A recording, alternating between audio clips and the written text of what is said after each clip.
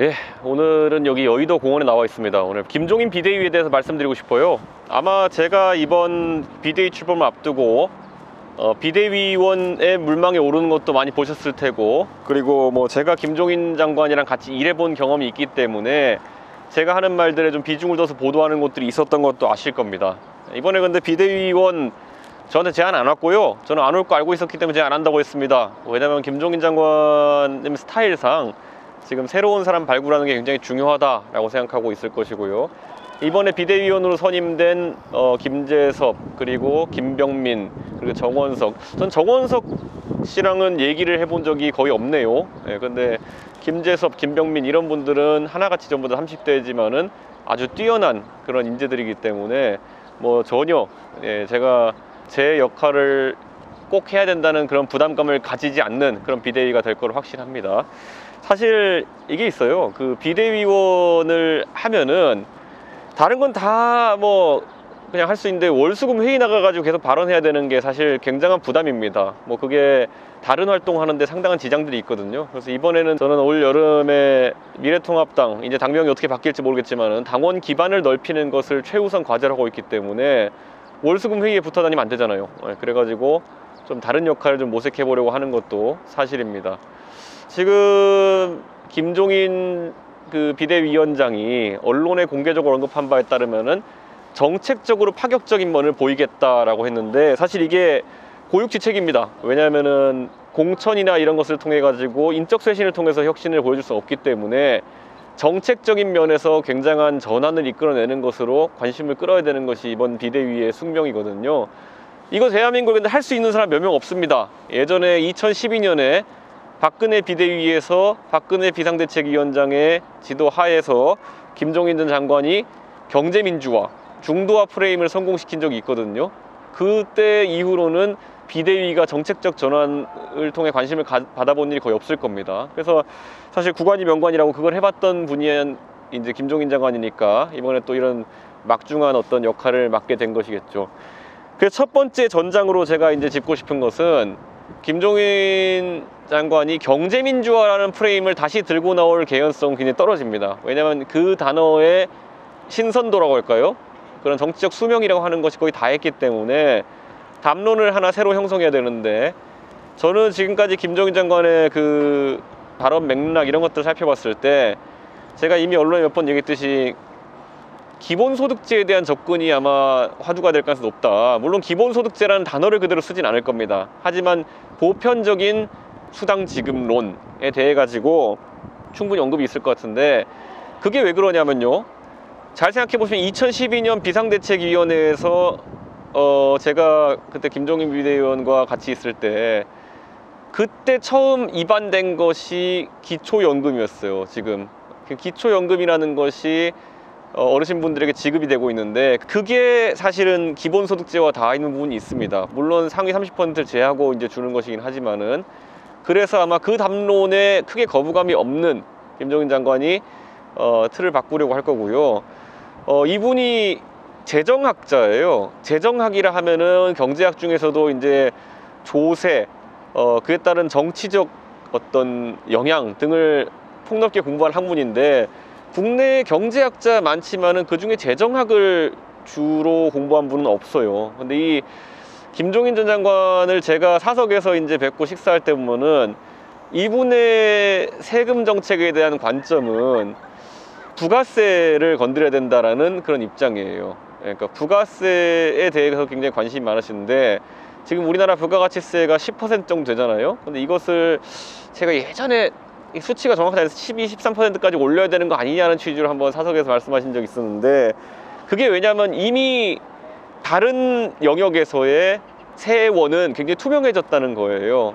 뭐 소득세 같은 경우도 그렇고 법인세 같은 경우도 매우 투명하게 이제 우리는 징세를 하고 있고, 전 세계적으로 유례가 없는 신용카드 사용률과 현금 영수증 발급 비율을 가지고 있기 때문에 거의 뭐 조세 포탈이 불가능한 영역이다, 그렇게 보고 있는 것이고, 부가가치세를 12%, 13% 선까지 만약 올린다면은 세수가 1년에 수십조 원이 더 생기는 건 맞아요. 그런데 다만 이제 그게 물가 상승을 가져올 것이냐, 이런 부분을 폭넓게 고려해야 되는데, 지금 굉장히 우리나라 저물가 상태입니다. 그만큼 고물가에 대한 우려가 좀 적은 상태이기도 하고 해서 저는 증세에 대한 부분이 분명히 거론될 것이다. 예전에 유승민 의원도 말했잖아요. 그 증세 없는 복지는 허구이다 라는 것처럼 앞으로 미래통합당이 어떤 복지 정책이나 아니면은 새로운 경제 정책을 펼치기 위해 가지고는 그에 대한 재원 조달 방법을 마련해야 되는 것이고, 그 대표적인 게 이제 증세 담론일 텐데 이걸 피해갈 수는 없을 것이다. 저는 이렇게 생각합니다. 아마 지금 시점에 이런 증세 담론을 꺼내는 것이 야당에게 부담이 아닐까라고 생각하는 분도 있을 텐데요. 지금 민주당이라는 이 여당의 숙명이 뭐냐면요, 그들이 야당 시절일 때도 그랬고요, 미래통합당이 무엇을 제시하듯이 그 당시에 새누리당이 무엇을 제시하든지 관계없이 그것보다 더 지르는 경향성이 있습니다. 자기들이 복지 관점에 있어가지고 항상 보수 정당보다 더 해야 된다는 압박을 갖고 있거든요. 그래서 미래통합당이 만약에 한 5를 제시하면 이 사람들은 7, 8을 제시해야 되는 숙명이에요. 그러다 보니까 증세에 대한 부분이나 재원 마련에 대한 부분도 우리가 5 정도를 던지게 되면 이 사람들은 10 이상을 던져야 되는 그런 부담을 안길 수도 있습니다. 그렇기 때문에 그게 이제 김종인 비대위원장이 가진 정치 전략적 측면의 한 가지가 될 수 있겠고요.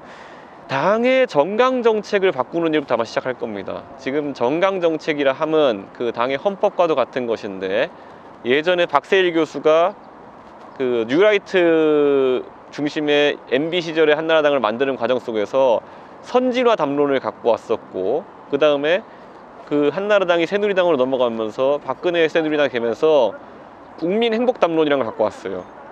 국민행복담론이라는 걸 펼치면서 복지의 개념들이 많이 편입이 되었거든요. 근데 이제는 타이밍상 또 한번 그걸 갈아 끼울 때가 됐다라고 이제 생각할 거예요. 제가 만약에 정강정책을 개정하는 실무자 역할을 한다 그러면은 요즘에 젊은 세대가 많이 관심을 갖는 정의에 대한 담론을 많이 섞을 것 같은데, 김종인 비대위원장이 주도하는 형태의 정강정책이라고 한다면은 경제에 대한 내용이 굉장히 선언적으로 바뀔 것이다. 국민행복론이라는 것이 거기서 나온 거거든요. 내 꿈이 이루어진 나라, 다 기억하실 겁니다. 그다음에 그런 연장선상에서 무슨 조어를 할지는 내가 잘 모르겠습니다. 어떤 식으로 표현을 할지, 어떤 용어를 쓸지는 잘 모르겠으나 경제 담론이 최우선이 되는 정강정책이 나오지 않을까 이런 생각을 하고, 2012년에 그래서 그 정강정책 개정 소위를 저희가 했었어요. 그 소위에 김종인 장관, 저 안종범 교수, 권영진 시장, 그리고 그 당시 전재희 전 장관, 이런 식으로 팀원들이 있었는데, 제가 며칠 전에 그 자료를 한번 다시 찾아봤어요. 제 메일함에 있어가지고. 그런데 그때 사실 고치려고 시도했던 것들의 한 절반 정도만 소화하고 나머지 절반은 그 당시에 보수 정당 내에 아주 큰 반발로 바꾸지 못했던 부분들이 있거든요. 근데 아마 이번에 그런 부분들을 좀 추진하지 않을까 이런 생각을 하게 되고, 정강정책부터 하여튼간 굉장히 시끄러운 판을 만들 겁니다. 김종인 장관의 그 메시지력이라는 것은 논쟁을 만들어내는 능력이에요. 논쟁이 참 시끄럽긴 한데 그것이 유의미한 논쟁을 만들어내는 능력이 있거든요. 그렇기 때문에 그 부분을 저는 신뢰하고 아마 엄청난 노선투쟁들이 있을 것이다 이렇게 판단합니다.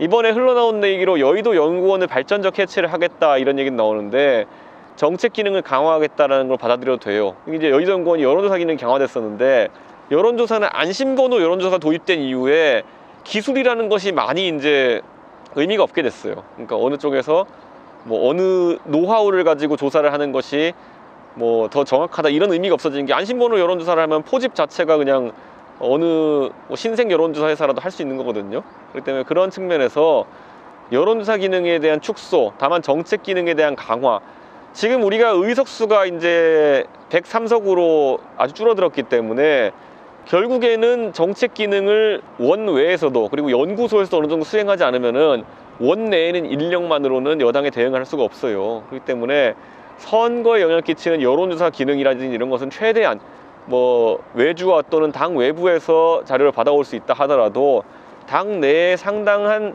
정책적 기능은 여의도 연구소를 대체해야 하게 될 그런 새로운 정당 연구소가 해야 되지 않을까 이런 생각을 하게 됩니다. 뭐 이런 큰 틀에서의 개혁이라는 것들이 사실 김종인 위원장 입장에서는 마지막 기회라고 보고 있는 것 같아요. 그러니까 결국 보수 정당이 대선을 앞두고 완연하게 탈바꿈하지 않으면은 지금까지 한 4번의 선거를 연달아 지면서 했던 그 실패를 그대로 답습할 가능성이 있거든요. 그래서 저는 뭐 그런 부분. 그리고 저는 개인적으로 이념적으로도 이제 보면은 지금까지 탄핵 이후에 결국 그 태극기 부대라 하는 분들, 그리고 또 유튜브 하시는 분들 중에 강경보수 입장을 대변하시는 분들, 그분들의 뭐 선의에 대해서는 제가 의심하지 않겠습니다만은 너무 과대표되면서 지금 당의 이념적 지형이 좁아진 것도 있다, 이 판단을 합니다. 그렇기 때문에 아마 그런 부분에 대한 영향력을 줄이는, 적어도 당이 이슈를 만들고 끌고 나가는 형태가 돼야 되는 것이지, 어떤 유튜브 채널에서 시작된 담론이 당을 장악하는 그런 경우가 발생하면 안 된다, 이렇게 보고 있고요. 이번에 제가 한마디 하고 싶은 거는 비대위원 선임하는 데 있어 가지고 잘 보시면은 굉장히 강한 그런 강경보수적 맛을 설파하고 다녔던 분들의 설 자리가 굉장히 좁아졌다는 것을 보실 수 있을 겁니다. 이번에 선임된 비대위원, 청년 비대위원 3인을 포함해 가지고 어느 누구도 극단적인 입장을 표현하거나 아니면은 강경한 입장을 표현하는 사람들이 아니에요.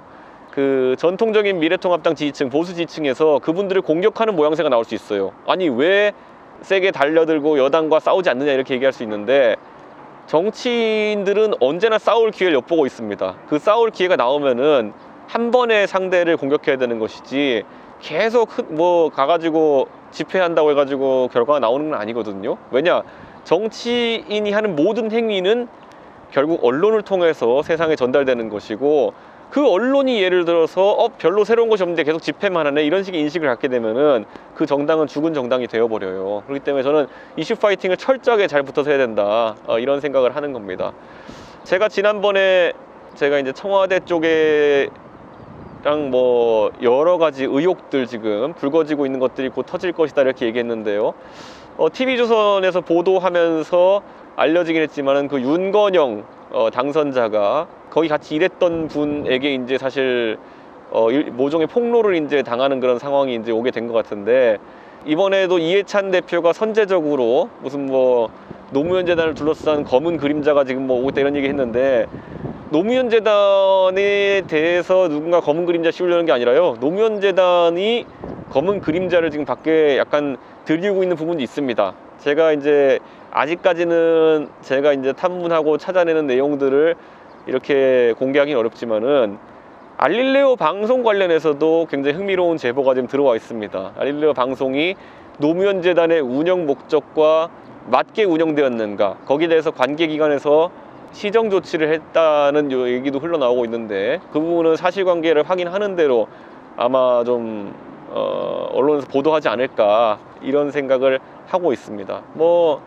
지금 윤미향 씨 의혹 같은 경우에도 뭐 굉장히 지금 불거지고 있는데, 윤미향 씨를 사퇴시키지 못하는 범 여권의 속내는 무엇일까요? 예, 윤미향 씨가 하고 있는 일들이 결국 빙산의 일각이기 때문이 아닐까, 이런 생각이 들고요. 사실 윤미향 씨가 사퇴를 한다고 했을 때, 그게 하나의 잣대가 되고 기준이 된다고 했을 때, 민주당에 보면 지금 시민단체 출신 인사들 엄청 많고 한데, 이 사람들이 비슷한 위기에 직면할 개연성도 있고, 지금 결국에는 소위 말하는 민주당 계열의 그런 시민단체들이 비슷한 형태의 위험한 지점에 노출되지 않을까라는 우려가 좀 있는 것 같습니다. 근데 뭐 리얼미터 조사에서 뭐 70대 20으로 국민 여론이 갈렸다고 하는데, 이 사람들 그런 거 아랑곳 안 할 겁니다. 왜냐하면 지금 본인들의 사실상 동무대라고 할 수 있었던 그 시민사회단체라는 영역이 하나씩 까발려지면은 굉장히 좀 민망한 상황들이 나올 수 있기 때문에 버티는 것일 텐데, 저는 한번 국민 여론을 등지고 한번 그렇게 버텨보라고 제가 해보고 싶습니다. 어떤 결과가 나올지는 뻔하고, 제2의 조국 사태다라고 이제 초기에 윤미향 사태 때 언급한 사람들이 있어요. 조국 사태의 결말이 어땠습니까? 그리고 최근에 정경심 교수 재판을 보면서 진실은 어떻다고 이제 국민들이 다시 확인하고 있습니까? 제2의 조국 사태라고 이걸 명명한 순간 결국에는 그들이 위선의 위치에 있다는 것을 증명하는 것이거든요. 저는 앞으로 이걸 길게 가져가면 갈수록 여당의 패착이 될 것이다. 이들은 그냥 반전 카드가 하나 나와가지고 물타기 되기만을 기다리고 있는 것 같은데 어려울 것이다, 이렇게 판단하고요. 아마 다음 주쯤에는 제가 좀 더 자세히 언급할 수 있는 상황이 되지 않을까, 이렇게 생각하면서 오늘 여의도 공원에서 이렇게 방송을 마칩니다. 감사합니다.